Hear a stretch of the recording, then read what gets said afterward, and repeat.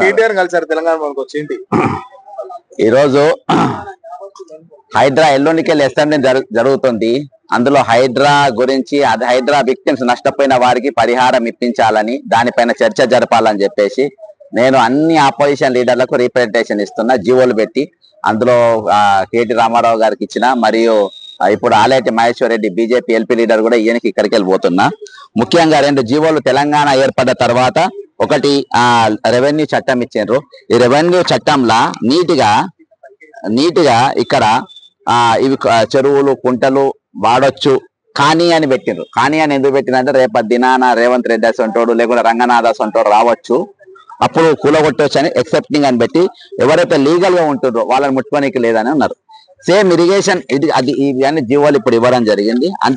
అంతేకాకుండా మరి ఇరిగేషన్ చట్టంలో కూడా మరి ల్యాండ్ ఎక్వేషన్ మీరు భూములు కింద తీసుకోవాలంటే ల్యాండ్ ఎక్వేషన్ ప్రొవైడెడ్ మీరు తీసుకోవచ్చు, కానీ the compensation in case of acquired occupancy right being so extinguished shall be paid under the land acquisition act.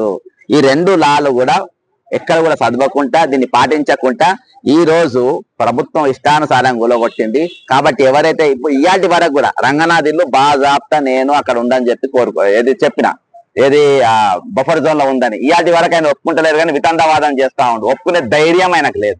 సరే ఏదేమైనప్పటికీ ఇప్పుడు నష్టపోయిన వాళ్ళకి మాత్రం వెంటనే వాళ్ళ ల్యాండ్ ఎక్వేషన్ కింద వాళ్ళకి నష్టపరిహారం చెల్లించాలని చెప్పి అన్ని పార్టీలు ఎల్లుండి చర్చ జరపాలని చెప్పేసి ఒక హేతుబద్ధమైన చర్చ లేకుండా ఈ రోజు చేసిండ్రు. ఇంకోటి రాష్ట్రంలో దాదాపు 500 చెరువులకు ఇయాల్టికి ఎఫ్టీఎల్ నిర్ధారించలే. దాదాపు 500 చెరువులకు ఇయాల్టి వరకు ఎఫ్టీఎల్ నిర్ధారించకుండా ఇది ఎఫ్టీఎల్ లో ఉన్నది బఫర్ జోన్ లో ఉందని మీరు ఏ విధంగా చెప్తారు? నాది లేదని చెప్పే కదా ఈరోజు తిరుపతి రెడ్డి దాపింది, నాది లేదని చెప్పే కదా ఇప్పటికి ఈయన వాదిస్తుండు.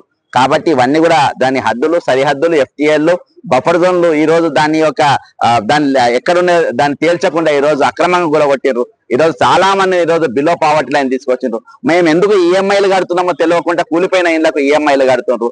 కాబట్టి నేను ఒకటే తెలుసుకుంటా, రేపు ఆపోజిషన్ లీడర్స్ అందరూ కూడా ఎల్లుండి ఒక ప్రణాళిక లేకుండా ఈ రోజు నిర్దాక్షిణంగా పేద మధ్య తరగతి కుటుంబాల ఇళ్లను ఈరోజు ధ్వంసం చేసింది. కాబట్టి చర్చ జరపాలి, అందులో వీళ్ళ నష్టపరిహారం కేటాయించాలి. అంతేకాకుండా రంగనాథ్ ఇల్లు పైన కూడా అది బఫర్ జోన్ లో ఉందనే దాని మీద ఒక చర్చ జరగాలి. అవసరమైతే కమిటీ వేసి ఆ చెరువులో ఉందా లేదా.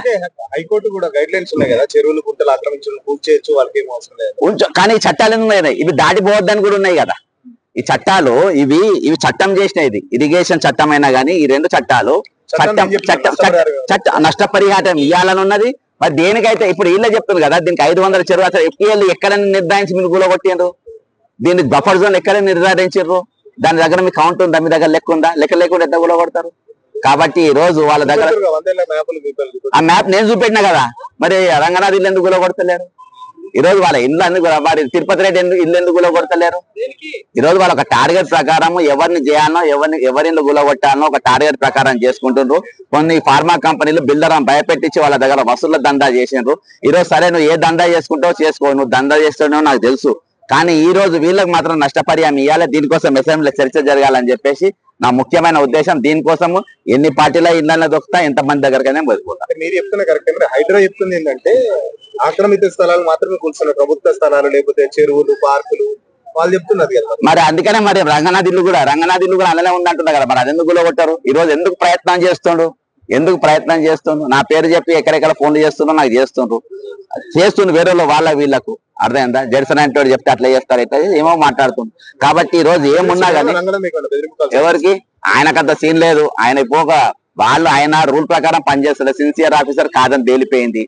ఆయన ఇల్లు బఫర్ జోన్ లో ఉందని తెలిసిపోయింది. ఆయన ధైర్యం లేదు. ఇప్పటిదాకా పిరిగి పందలేక భయపడుతుండ్రు. స్టూడియోలో ఎంబడి తిరుగుతుండ్రు. నా ఇంటర్వ్యూ తీసుకొని నా ఇల్లు బఫర్ జోన్ లో లేదు, నా ఇల్లు ఎఫ్టీఎల్ లేదని గుండెలు బాధకుండా చెప్పుకుంటే తిరుగుతాడు. అంత మించిన దురదృష్టం నేనైతే నా ఇల్లు బఫర్ జోన్ లో ఉందని నిరూపిస్తారు. 2 నిమిషాలు కూలగొట్టుకుంటుంది. 2 నిమిషాలు సిన్సియర్ కాదబ్బా, అంత డ్రామా అది. సిన్సియర్ ఉన్నట్టు స్టూడియోలో పొట్ట తిరుగుతారా? స్టూడియోలో పొక్కన తిరుగుతారా అబ్బా? వాళ్ళందరినీ పిలుచుకొని ఈరోజు ప్రెస్ మీడియాలో చెప్పుకుంటారా? ఈ రోజు ఇవాళ ఇంకా చాలా ఉన్నది. ముందు ఇంకా చాలా తీస్తా. ఆయన ఎన్ని అక్రమాలు చేసిందో ఏంటని ముందు తీస్తా. ఆయన అదొక చిన్న అంశం అయినది. కాకపోతే పెద్ద అంశం ఏంటంటే ఈ రోజు నష్టపోయిన ఎవరైతే మధ్య తరగతి వాళ్ళు ఉన్నారో, ఎవరైతే కూలిపోయిన ఇండ్లకు ఈఎంఐలు కడుతుండ్రో వాళ్ళకు మాత్రం నష్టపరిహారం ఇవ్వాలి. అదే ఏ చట్టం అయితే అది చెప్తుందో ఆ చట్టం జీవోలో ఇప్పుడు కేటీఆర్ రామారావు గారికి ఇచ్చిన, ఇప్పుడు బీజేపీ ఎల్పీ దగ్గర కూడా పోతున్నా, ఆయన కూడా ఖచ్చితంగా ఇస్తా. వీళ్ళందరూ కూడా మాట్లాడాల్సిన అవసరం ఉందని చెప్పేసి నా ఆలోచన. Thank you.